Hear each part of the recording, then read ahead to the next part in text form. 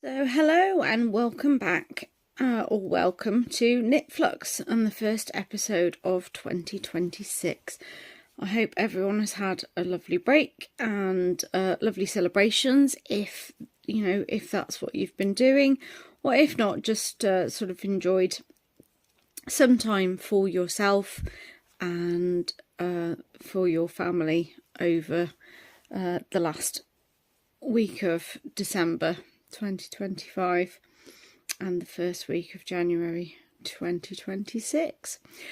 So yes, welcome to Knitflux, the channel, the Knit and Chat channel, where I will be chatting about and reviewing things that I've seen on film and television, and putting a bit of a shall we say, a knitting spin on it.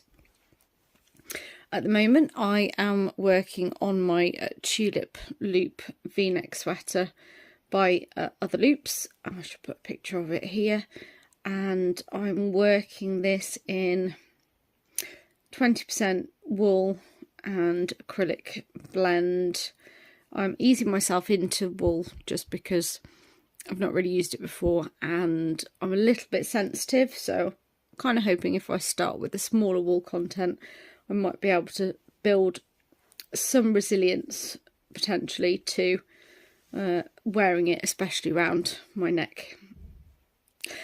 I have to say that I do love knitting with this yarn, which is probably a good job because I've had to rip back and restart the neck, rip back and restart both shoulders because of me being me, not quite understanding the pattern and getting used to the knit of it.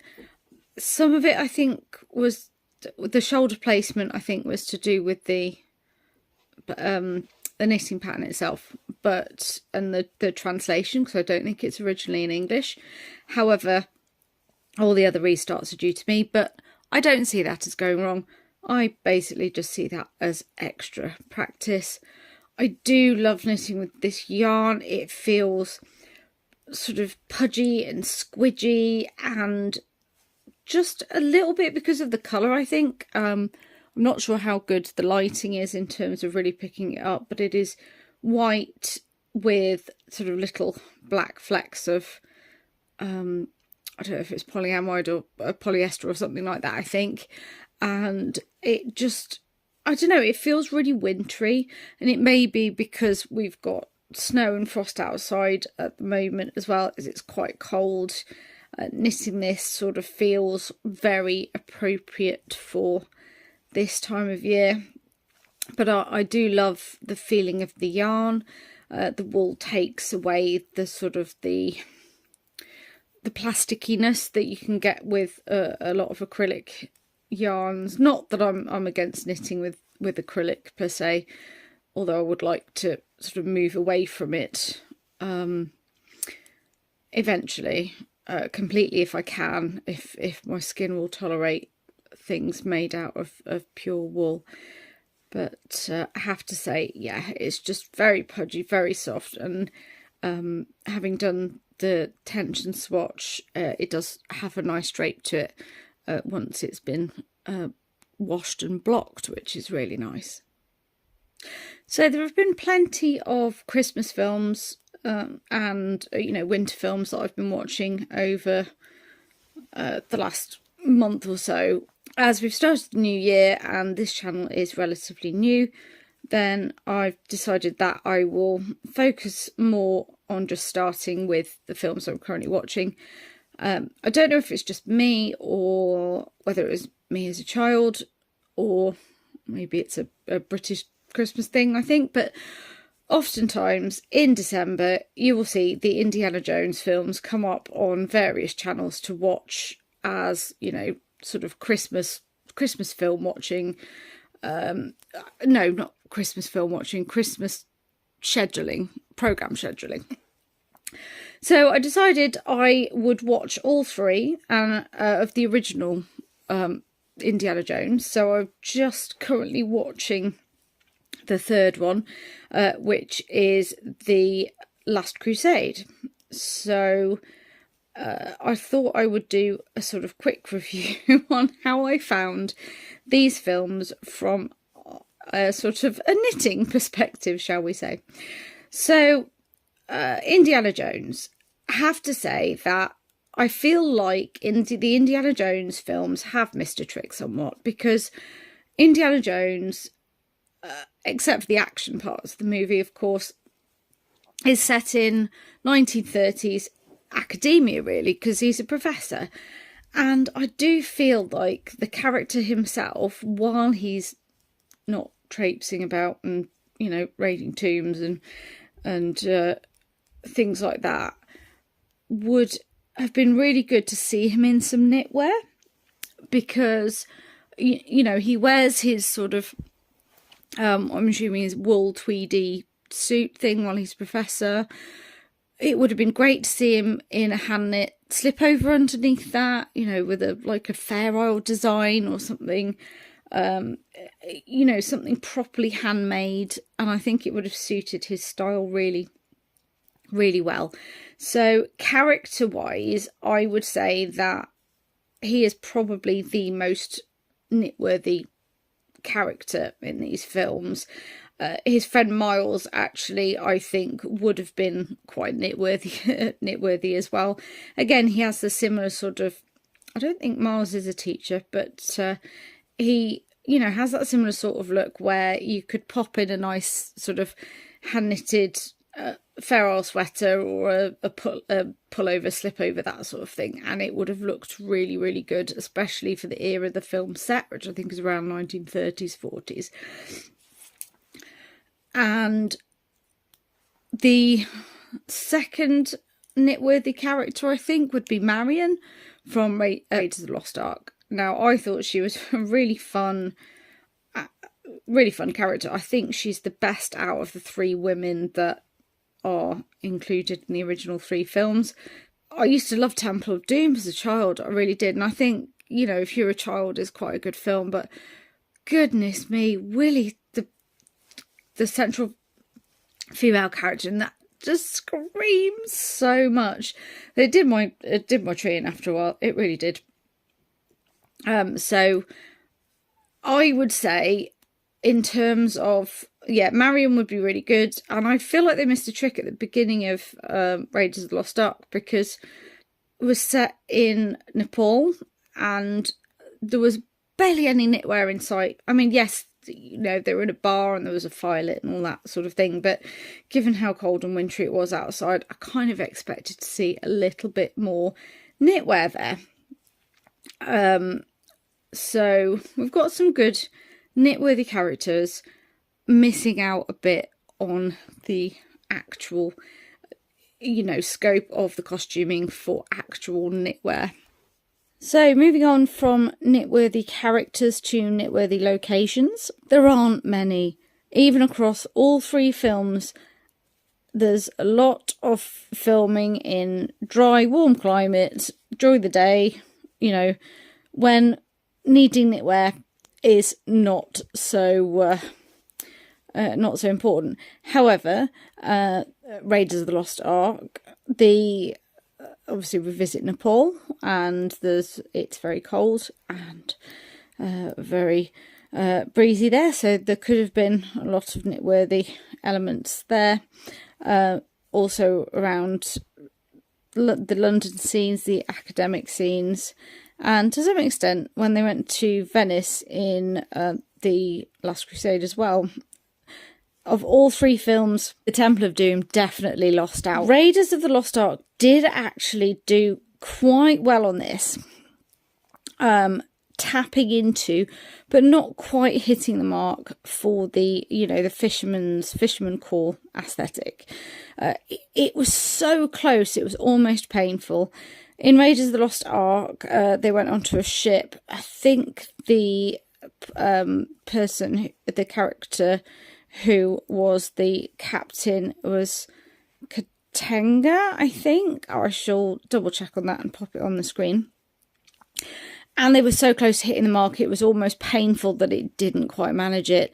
The captain is in a knit sweater with a lovely sort of rolled collar, in that sort of creamy off-white colouring that is very sort of reminiscent of fisherman sweaters, Aran sweaters.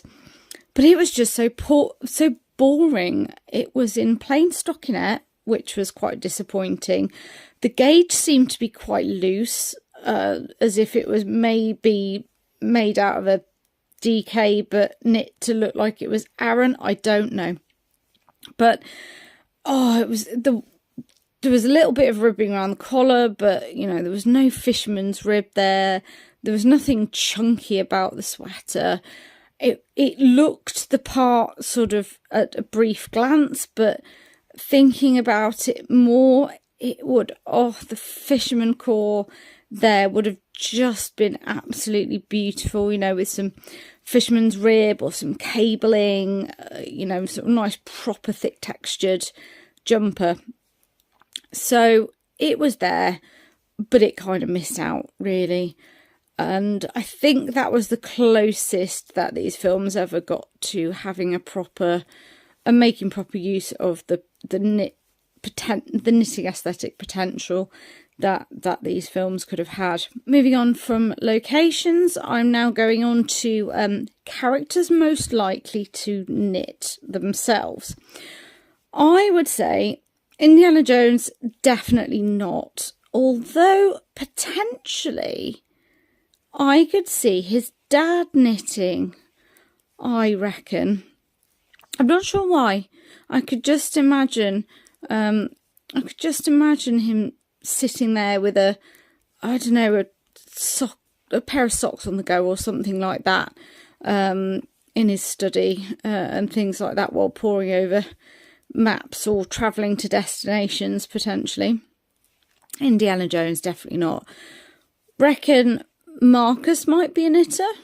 I could see him as being somebody who would, you know, quite happily just sit and perhaps knit in a library somewhere, you know, of an evening, or in front of a fire somewhere. I reckon Marion, from the first film, The Raiders of the Lost Ark, I reckon I see her as a crocheter in her bar while things are quiet and the wind's going on outside and all that. You know, sitting there with a crochet hook and some a nice blanket on the go, something warm and cozy, either for herself or maybe as, you know, decoration for the bar or her home or something like that. I don't think Willie would knit. I think she would just be, I don't know, she would probably think it was beneath her. Although I reckon that she would potentially be somebody who would really appreciate like a hand knit cashmere or silk item, you know, something very fashionable to go with her aesthetic. The other person I would say I could see as knitting is Salah. I think he's a great character, but I can, for some reason I can just imagine him like wanting to knit stuff and, you know, being really proud of the elements that he knit, and you know, maybe knitting things for India on his travels or people like that. I don't know why, but that's just the impression I get that he would really. So I think the majority of characters in the Indiana Jones original 3 series probably wouldn't knit, but there are a couple of characters that I could quite easily see picking up a set of needles or a crochet hook just to while away the quiet hours or travel time, and things like that. And finally, before I give my final verdict on the 3, I have absolutely got to give an honourable mention for inspiration, I think, in Raiders of the Lost Ark, when Marion and Indy are in Cairo. Marion is wearing a beautiful outfit made of sort of red trousers, or just off red trousers, and a wonderful white blouse with red motif running vertically. Finally, the co-presenter actually turns up. Hello, Snoobs. Sorry, where was I?